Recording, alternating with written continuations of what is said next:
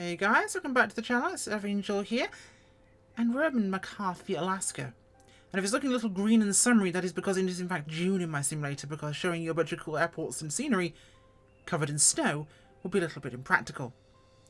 So let's go get ourselves ready here. We're in the amazing Got Friends Zlin Norden, which I am absolutely in love with, this plane. And we're going to go for a party in this thing and see what we can do. But we're checking out stuff up here around McCarthy, Alaska. Now, we're working with some scenery here from North Shore.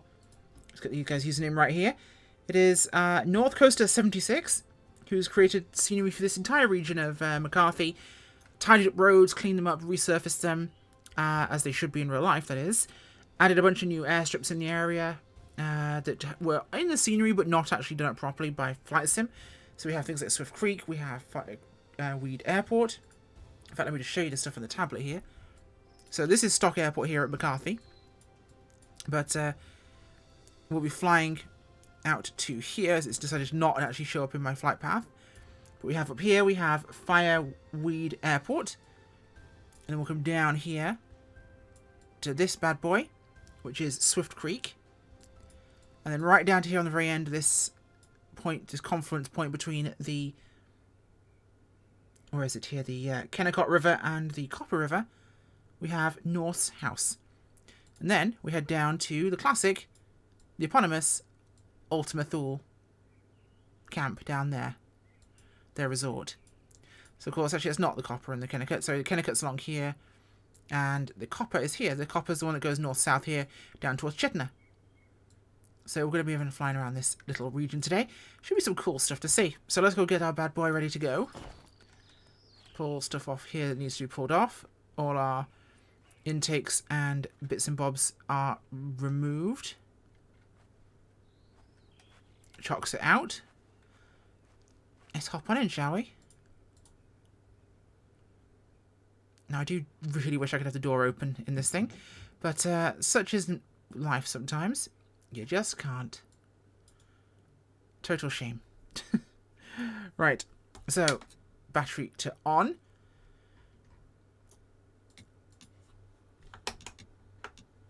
ECUs are on. That is good to go there.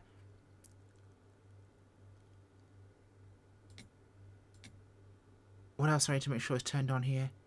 I think that's pretty much most things. So I need to have the fuel on down here. There we go. Clear prop. Ooh, hello. There we go. She's on now. Avionics to on. Let's get this thing spinning up for us today. Nice and saucy. Now, like I said, we're here at McCarthy. McCarthy is stock scenery, unfortunately, so it's parking brake on RQ. So, unfortunately, McCarthy looks like this. Kind of meh. I'm sure there's scenery from McCarthy, or if there isn't, someone will make it, or even eponymous creator himself, maybe, with time. So let's get ourselves out of here. Like I said, McCarthy is just our departure point for today, because it's convenient and close. I didn't want to take off one of the actual destinations there, so...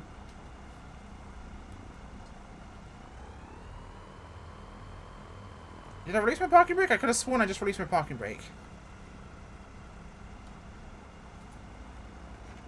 Ah, it was not tapped into the sim itself. We are now. We don't need a lot of space for this departure, so we'll go down to our start point here. Now, the big blade prop on this thing makes it absolutely scoop at the air. Makes our life a lot easier. And this is our meant to be a parking area. It's covered in grass. It's uneven, so... Yeah, McCarthy itself could definitely do with a bit of a facelift. Although I have not flown in this particular area, and this is going to age me badly. I have not flown in this particular area since P3D and the end of the FSX era. So it has been a hot minute. And I'm looking forward to it too. It's quite a pretty part of Alaska. Now, of course, McCarthy has a lot of private strips around it and other areas, a lot like areas around Anchorage and Fairbanks, so we've got some options there. Right, actually, you know what? I'm just going to stop us here. I've been watching some of the National Stall stuff, so let's see if I can do a proper one here.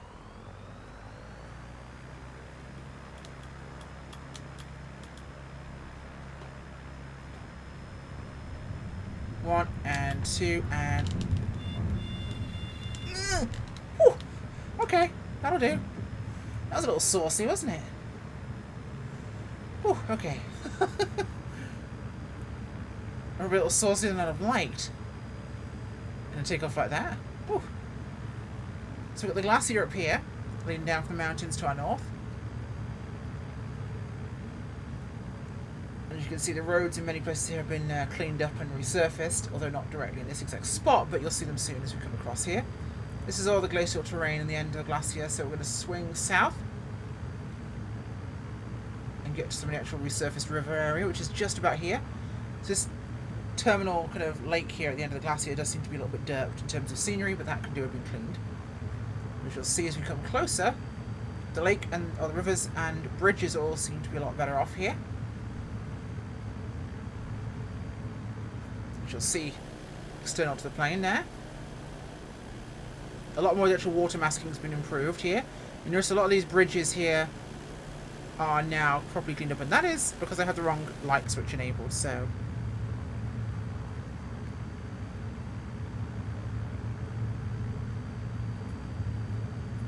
Is it my strobe or my nav?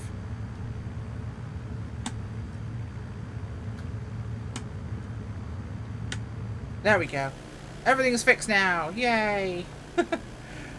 Some of the buttons aren't designed to... Like the beacon isn't actually the beacon. The beacon is for one of these smoke effects, so it could overlap with some things. So the beacon's how it uses to change things. So this is our first strip, and we're not going to stop here particularly because it is quite obviously a cool airport. We'll do a bit of a fly around, which is pretty big. Like I said, this is Fireweed, which is a 3,500 foot pack gravel strip here. Equick had landed the quarry there next to the actual kind of parking area. You see all these roads actually look cleaned out properly and can be used. In fact, you can actually land on those. In fact, I might land on that bit just next to the departure from the camp, just to make things more challenging for us. Because landing on the runway there is going to be a bit too easy for something like the Norden. So we'll swing around here and do just that. Test just how well these roads have been cleaned up, shall we? Close the throttle there.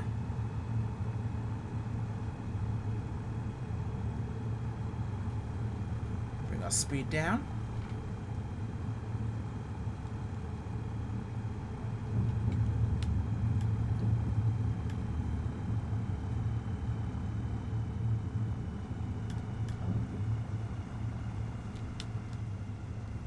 Okay, looking good here.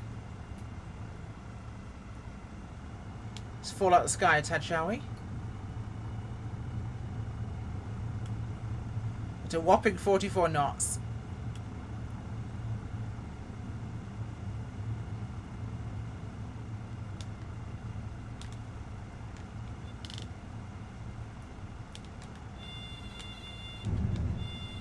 Oh, there we go. Oh, hello. Well, I can drift, apparently. A little bit more dramatic than I'd have liked, actually, for that one. So if we're going to turn around here, this is not as even as I thought it might be. So this is a good test of the road surface. Not that improved, would be the estimation of this. Oh god, this is going to be a seesaw takeoff. We're going to get bouncy real quick here. Let's get the nose down. Try and monster truck this thing into the trees. No, god. Oh god, evil. No, god, I'm dead. Horror. Oh god, yep, no, this is... These are not suitable for taking off on. Not even slightly. Not suitable for a takeoff, I think, is the best estimation of this. We'll give it one last try. Although it is rather rocky. Bit of nose down trim here. Trying to get my nose down here. It's trying to pull my nose up in time. And yes. Just about. Okay. Go, let's get that trim neutralized out. I promise, from now on, only actual airstrips. How's that? Yeah? Swift Creek is just down the road here. And we'll get to experience that one. This is just over here to our right. So no more roads. The roads do look quite good, but they're not suitable for landing on. At least, not all of them. They seem a little derpier than perhaps might be intended. Or at least that particular one I chose was. We'll do a quick recce of this, see how smooth this is first. This is Swift Creek here. 2,500 feet here. At 01 and 19 heading. This is looking pretty smooth. No major drama for us. Yeah, we can do this. Easy peasy lemon squeezy. Let's go around, shall we? Whoopsie daisy. That's a nice little house. Okay. Am I treating this thing like a scrambler bike? Absolutely. Should I be? Probably not. But when do I behave myself?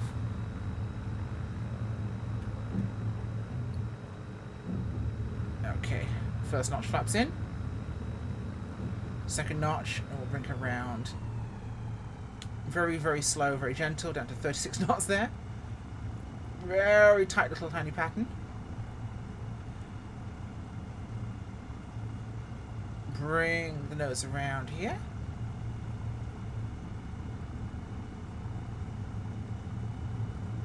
It should be a very simple matter of just letting her settle down here. She's picking up some serious speed. Just put some more flaps down here, try and use those splats here to spoil things for us. Nice and easy. As you'll notice, if I go down here on my flap lever and hold it down, I get that extra bit of better angle down here actually. If I hold down my flap lever past extension point, we get a nice spoiler effect of putting some real nasty angle into that flap. Yeah? Right, screw that back to 1. So we can still take off in our remaining destination here. We'll head on down to North's house itself, which is 600 feet, and it is buried on the bluff itself, leading over towards the river. Nice. No problems there. Flaps are up, and we are clear. Now, aeroplanes like this I really want to mess around with and just do stupid things. It's the scrambler bike that I never owned. I'm a mountain biker, I don't do scramble bike stuff. It seems like fun, but given my track record of hurting myself, it seems like something I could speedrun injury. And I will say the rivers are rather nice for this area. This is one of those Alaskan things. You get these rivers that are free roaming, going where they want to go, where nature intended. They're not constrained by agriculture or by human habitation like they are in a lot of parts of the Western world. You've got more and more strips like there. There's one just over there too, that curved one. So there's a bunch of tiny little strips around this area, but you see this is what the actual natural free-flowing silt depositing rivers tend to do, especially the silt-heavy rivers you get up here in Alaska coming from the glaciers. So North's house is right there. And his strip is this little beastie boy over here. Let's give her a spin, shall we? Look at this beautiful mapping of the river. Let's get ourselves turned around here. Bring that speed back in.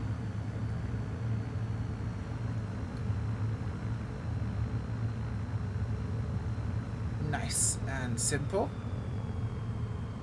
The digital speedo in the Norden is really nice. It's a very nice luxury feature of the aircraft.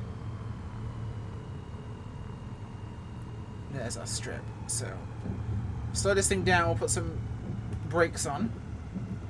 Now I'm going to use this final step here to really kind of drop us out the sky. Look at this, 31 knots, so let's throw it into a slip down here. Burn some of this altitude. With these full, nasty flaps down. See? Big difference there. Descending like this at 2,000 feet a minute, ballpark. Or coming under 2,000 feet, sorry, I should say.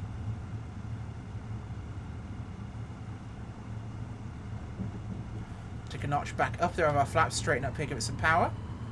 Should be just fine.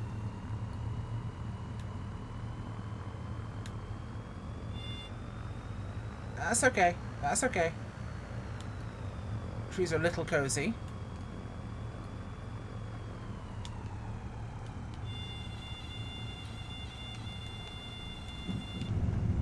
Flaps coming up here to give us some extra weight on the brakes.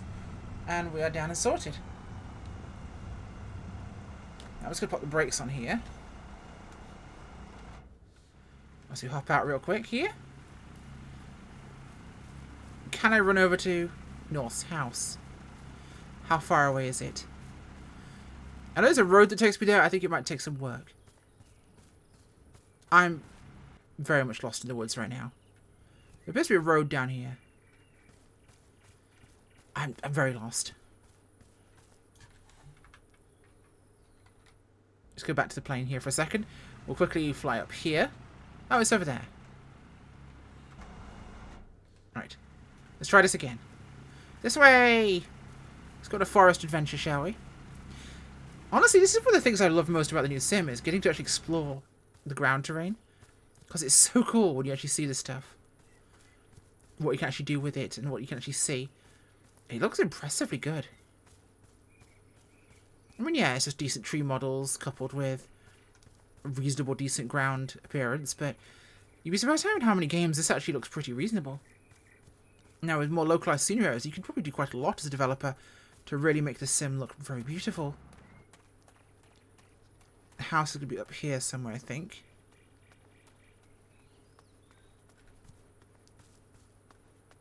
Am I lost?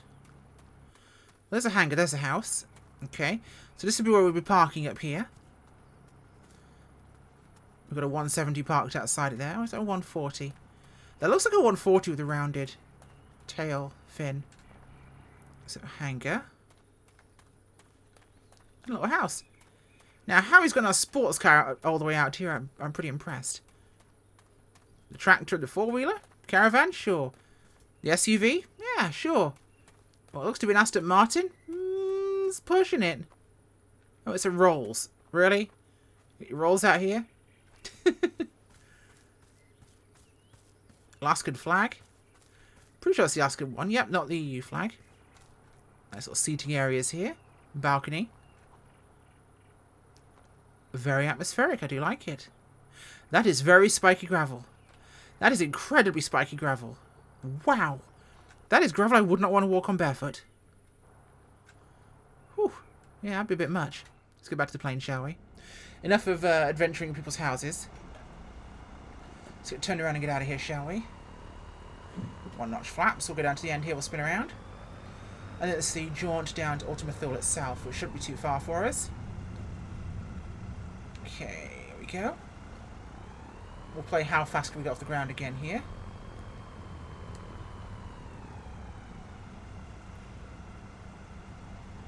Trees confining this takeoff are going to make things interesting.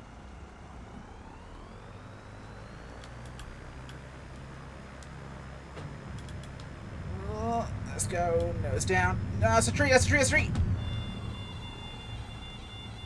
Wow, I'm actually airborne. That's impressive. I want to get upside down, or at least prop striked. My day is going poorly, as you can tell.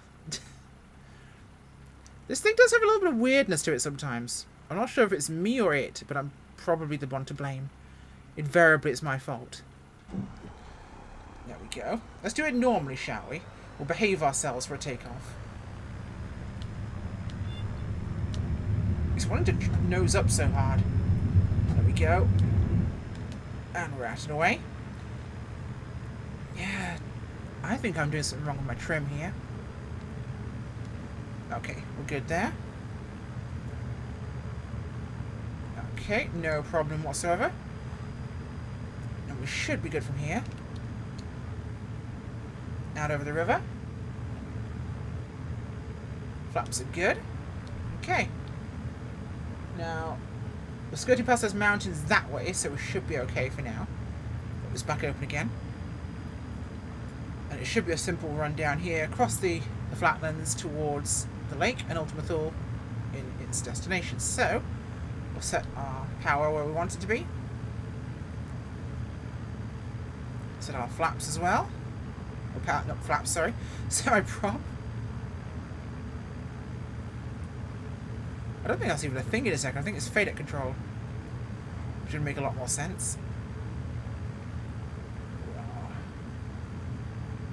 Hot to trot here. Now, I forgot what the little airstrip is over here. Is this in the sim by default? Is it Ghost Creek Mountain? I think this one is up here, I think it is. It's not it. It's up one of these little valleys. I'm not quite sure which one. Oh dear. Fly the plane first, look at maps later. Should have been doing that, shouldn't I? Why are you nosing down so hard? Come on. Trim up. That was very weird. It's like my trim was responding when it wasn't even being done. Okay, so we're stable there.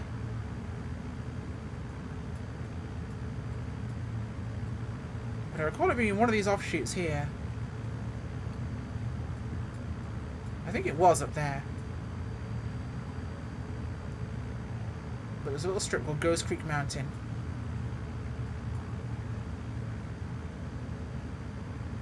It's in one of these valleys, and I think you can find it in the Sims, an actual clickable, visitable place, but I don't have it per se.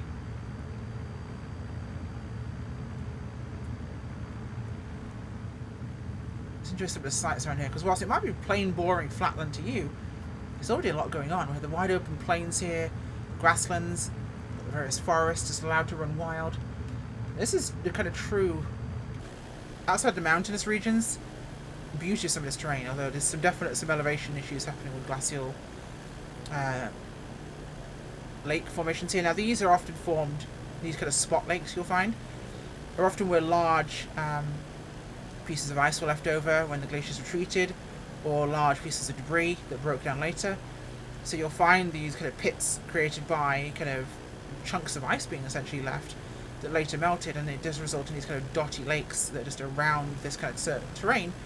You'll see it in the Lake District in England, you'll see it in southern Germany, you'll see it in obviously Alaska and Canada, but these kind of spot lakes tend to be caused by that kind of phenomenon.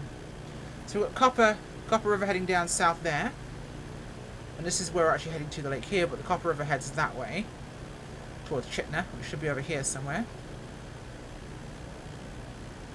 Pretty good stretch of river to fly up and down there, the Copper River.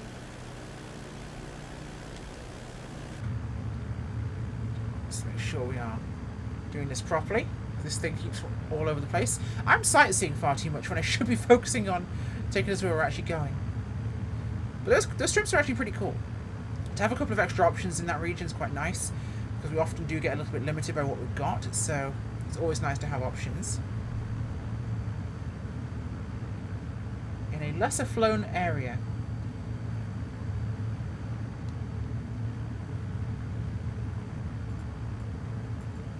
Aww. I'm too warm. I want to open the window. Meanies. Oh. I'm gonna jump out the aeroplane in the air. That'd be so much more fun. Okay, nice and easy.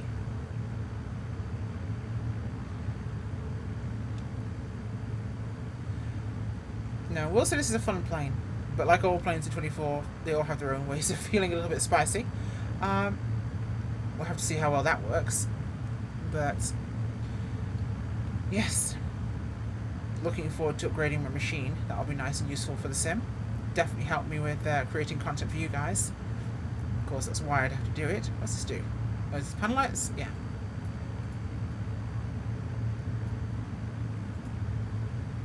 See some dash vibration on there. With the seatbelt where it's meant to be. Oh, that's quiet. Let's try livery style, see what these look like. Oh, that's the derpy round one. That's the below arrow one. That is the just black with some bits of yellow one. I think we like 3.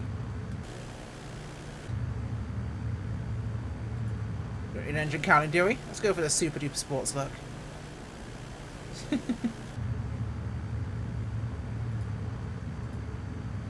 Not bad. Always fun to get planes with options. Right, we're about to descend down here now because not too far there to Ultima Thule.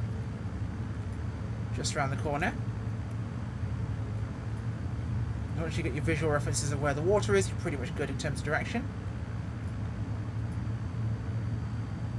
Jokes bar off to our side there.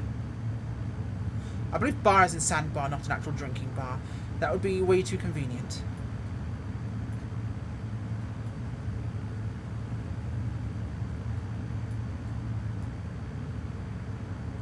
Merrill Mudhole is down there. Valdez is over there. Yakutat's down here. So, pretty familiar area for all kind of flying. You've got some decent aviation around this area. Let's get ourselves descending down into here. Make life a little bit easier, shall we?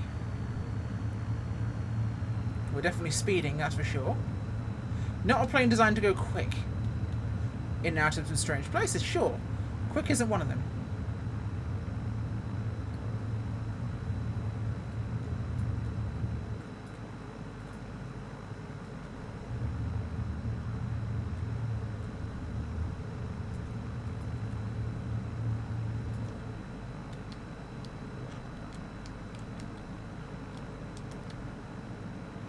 So I'm not sure what that does.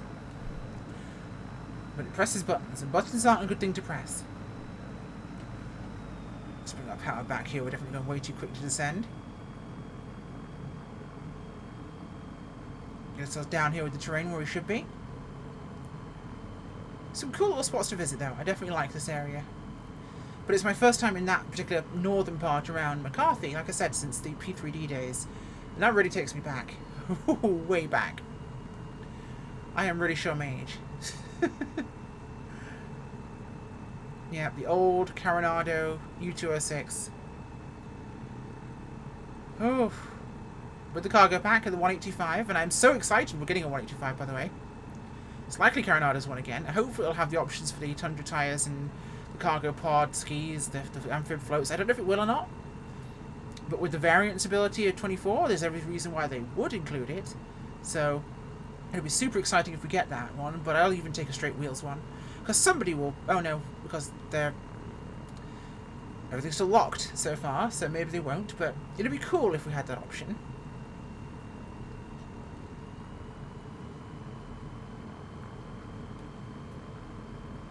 Okay.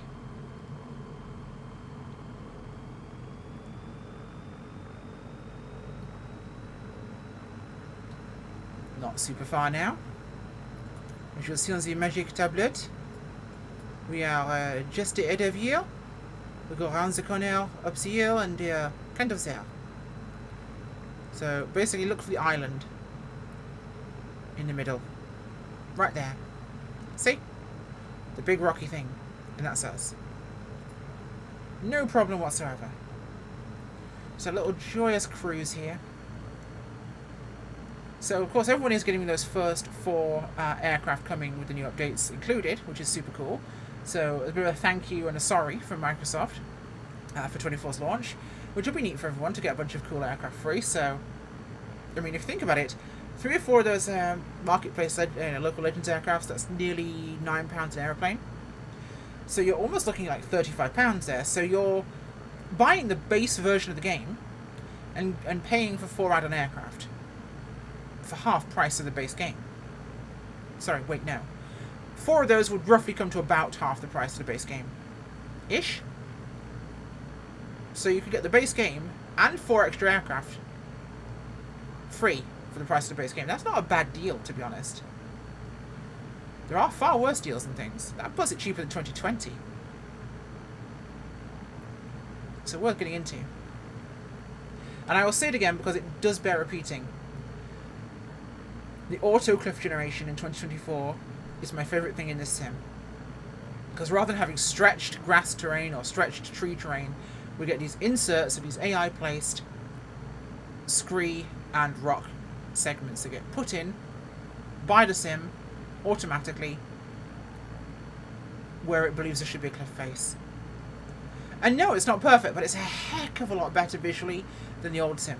So if we look at this up close, rather than having stretched trees or stretched grass here, we get something really decent looking. And to me that makes a massive difference in how everything looks.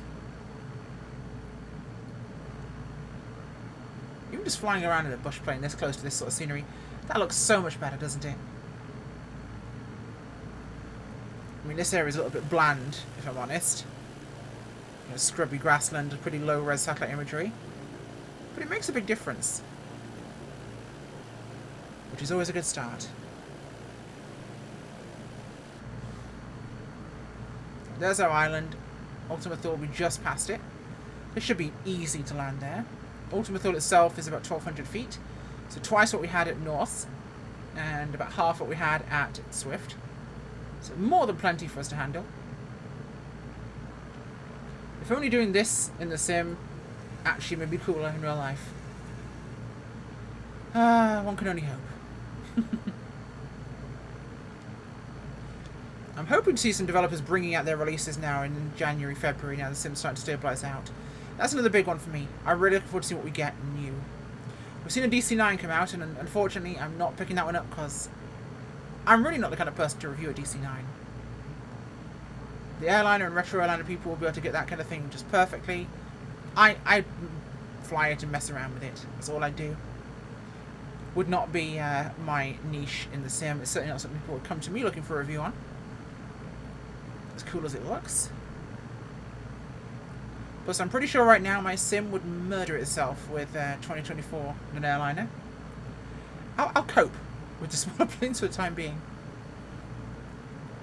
But I'm hoping to see with some of the time some developers are taking, bringing their aircraft across.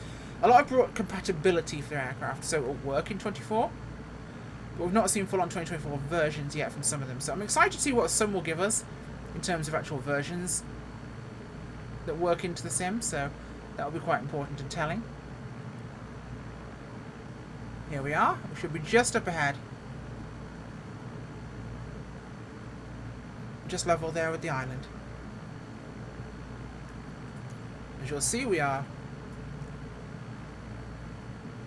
kind of slap bang on this, because it'll be level with just past the tip of the island, so just inside this cove here. Very nice and quick. And of course, this would all be frozen over in the winter, aka now, and it'd be probably better looking actually. We wouldn't be able to see half the strips back there and what they look like in this environment, or what the river looks like, covered everything in snow. So this is very much a, for the sake of visuals, I do want to do some winter flying before we wrap the season. But there's our strip dirt ahead. You can just see it now. Right there. Right here. Down there. Okay. What I would not give for a turbo otter to take into Ultima Thule in the K2 livery. K2 livery on a turbo otter, or even a regular otter, into Ultima Thule. Come on, please, gimme. That I want.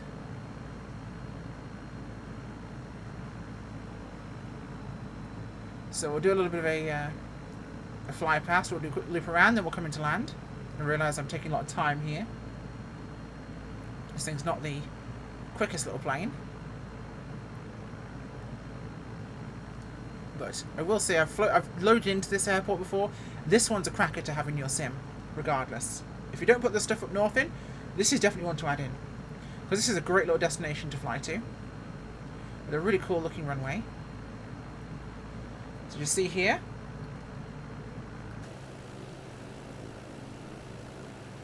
We've got the approach area, we've got the cabins and the camp and the resort itself. Parking areas, runways, hangars and stuff. It's not a bad little spot. Alright, let's go out here. We'll turn around.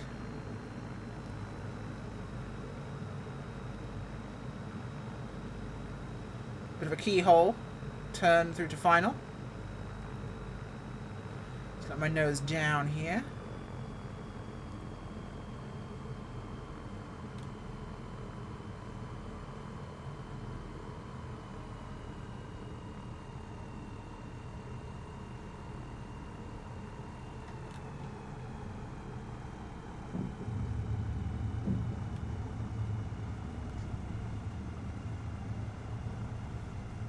Am I being a little excessive with this? Yes.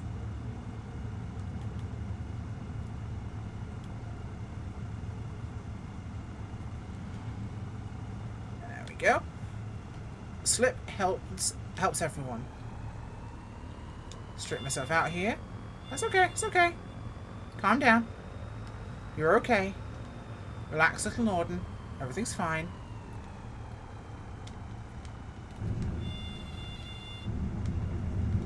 There we go. Let's roll through to the parking here. And we'll shut it down and go for a bit of a run around. No Otter models parked up here, though. I'm quite disappointed. Just Cubs for all the flight-seeing adventures that come out of here. There's a porter there. But obviously tons of the actual Super Cubs you have up here. Decent parking in this area. A lot of people come up here to go hunting. That's another thing, too.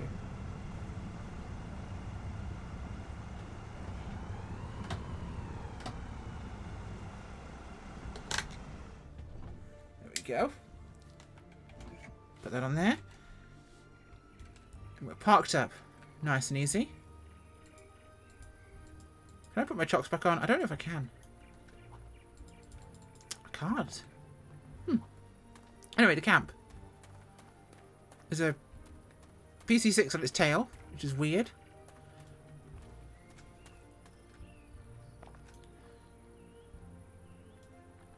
And the Sims apparently decided to get a bit chunky, so we'll go back to the plane. I do love it when it manages to do. Oh God! Hi, hi. What? Why is this moving on its own? Are you really going crazy? But yeah. Yeah, 2024 has reached its tolerance right now, and it's saying, enough, you've had a nice smooth flight. Now it's time for me to protest violently. I even gave you smooth landings without any FPS drop. Now I choose violence. Yeah, so it has. Either way, the Ultimate Thrill Resort. It's actually pretty decent. If you run around this on the ground, it's tons to see. Either way, thank you for watching. I totally take responsibility for those landings, especially the one on the road, which was not my fault because the road was paved poorly and by a blind raccoon. Thank you for watching. Bye.